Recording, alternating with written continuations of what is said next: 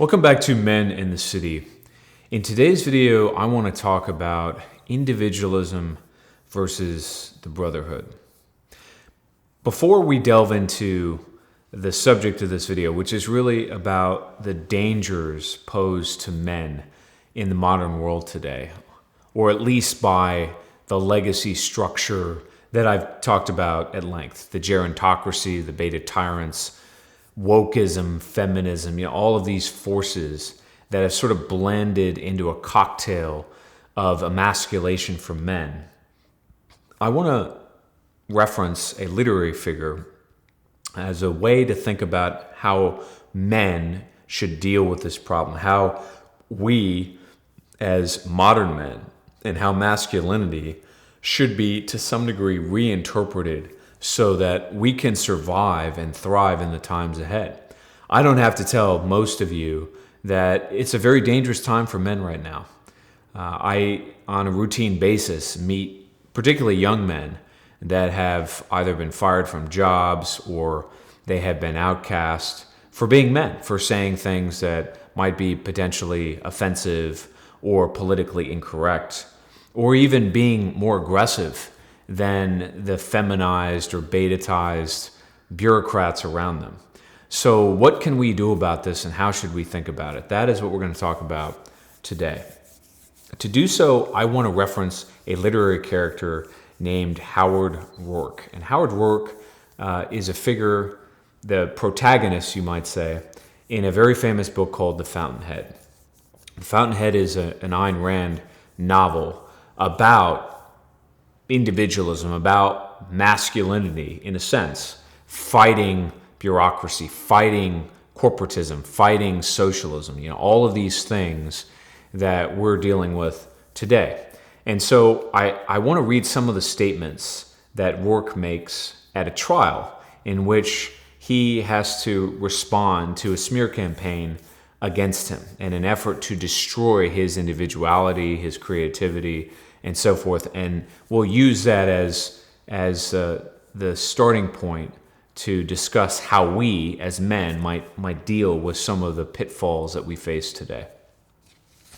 So I'm going to show this on the screen and try to follow along. Throughout the centuries, there were men who took first steps down new roads, armed with nothing but their own vision. The great creators, the thinkers, the artists, the scientists, the inventors stood alone against the men of their time. Every new thought was imposed, every new invention was denounced, but the men of unborrowed vision went ahead. They fought, they suffered, and they paid, but they won. No creator was prompted by a desire to please his brothers. His brothers hated the gift he offered. His truth was his only motive, his work was his only goal, his work, not those who used it. His creation, not the benefits others derived from it, the creation which gave form to his truth. He held his truth above all things and against all men. He went ahead whether others agreed with him or not, with his integrity as his only banner. He served nothing and no one. He lived for himself, and only by living for himself was he able to achieve the things which are the glory of mankind. Such is the nature of achievement. Man cannot survive except through his mind. He comes on earth unarmed, his brain is his only weapon, but the mind is an attribute of the individual. There is no such thing as a collective brain. So, what are we to take from all of that? There is much truth in many of those sentences. Great men in particular, men of inventiveness, of vision, men of creativity, more often than not are spurned by society. They are attacked, they are undermined, they are subverted. And so part of the life course of a man is to stand alone. And to some degree, that is required for men to self-actualize, to become who they are meant to be. However, when fighting systems, no one man can do that alone. That requires masses of men.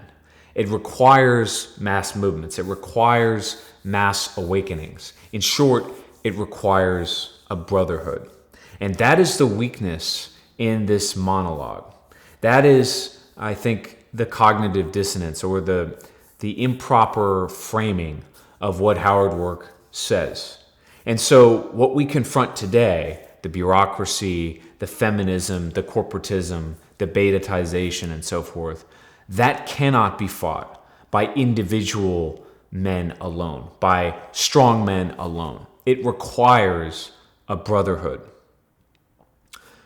A few months ago, I made a video about men suffering as preparation for the times ahead, for the transitional period that we're experiencing.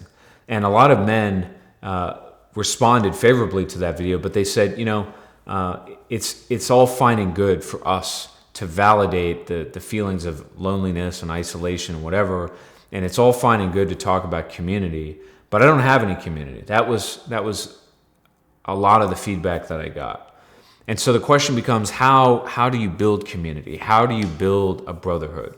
Especially in a culture that demands, to some degree, instant gratification or demands self-indulgence, a kind of individualistic narcissism.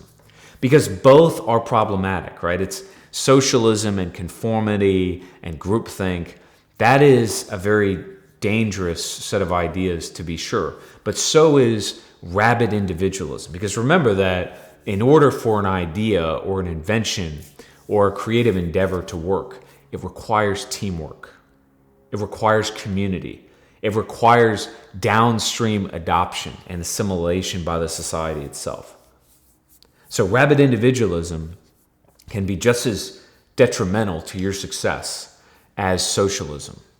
So how do you thread that needle? And what can we do to hedge against both of these dangers and succeed in this maelstrom? Well, we have to build community. And the way you do that as a man, the way we can do that in our everyday lives, is to first ask a question: how can I help others? And more specifically, how can I help other men? How can my talents and abilities and skills and thinking and creativity and so forth be brought to bear to help others? Not to make money for myself, not necessarily to have millions of followers on Instagram or YouTube videos or attract large numbers of females. Right? There's plenty of videos that you can watch to consume content on that subject.